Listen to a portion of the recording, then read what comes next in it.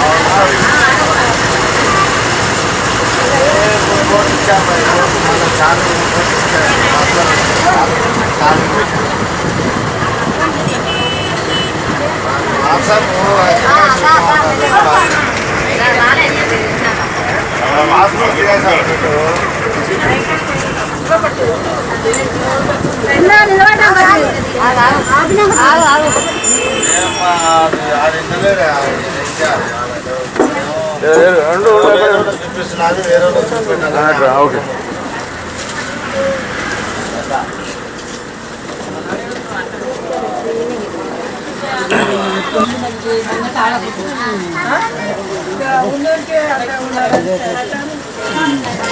ఇంకొక మాట ఈ తమిళ ఇచ్చిన వాళ్ళ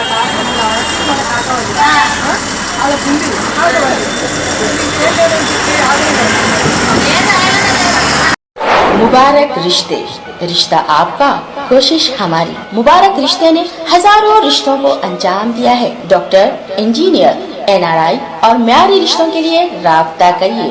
मुबारक रिश्ते, टोली चौकी, गहना ब्राइडल स्टोर के ऊपर। फोन 8121100900। खबर है शहर की।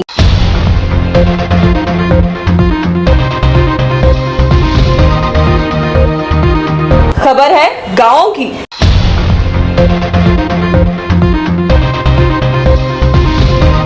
खबर है सारी दुनिया की।